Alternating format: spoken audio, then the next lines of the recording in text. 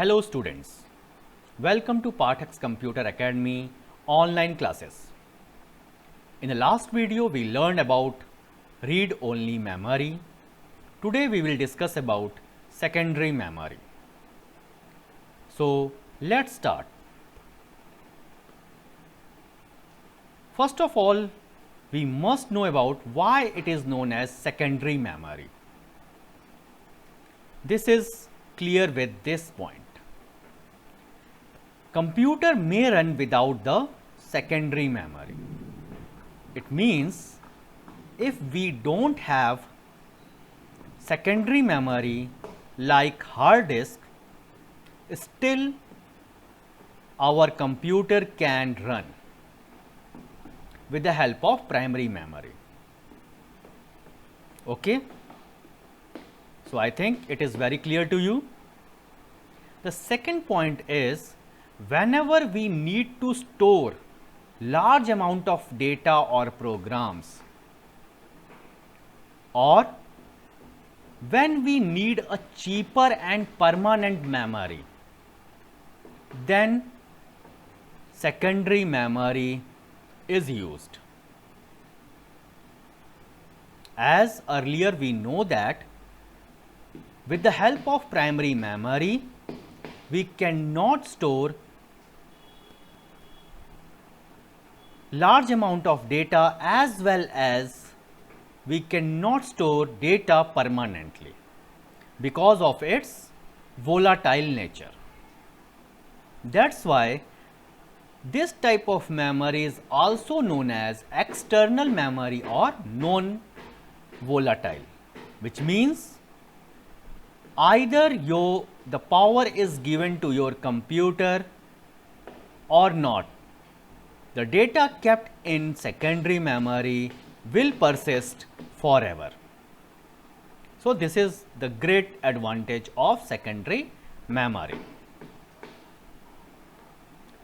Next point is, unlike primary memory, secondary memory is not accessed directly by the CPU. Okay? It means if the user wants some data from secondary memory for some operation, that data must be moved or loaded into primary memory, that is RAM, and after that it is sent to the processor.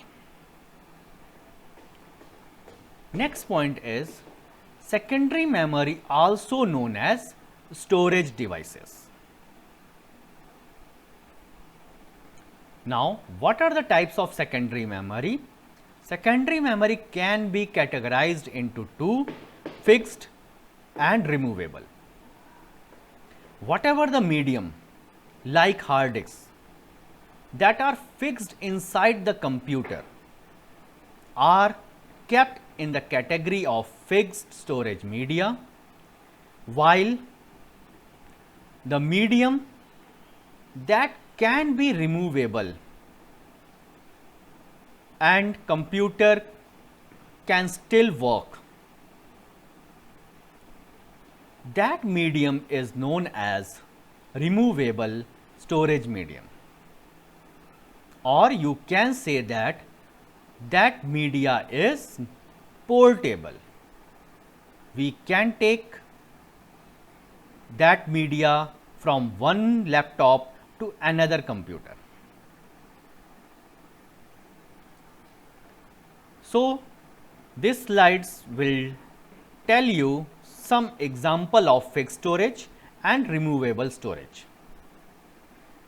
Some fixed storage are internal flash memory, SSD or hard disk, while some removable storage are optical disk like CD, DVD, memory cards, floppy disk, magnetic tapes, pen drives, memory stick and many more.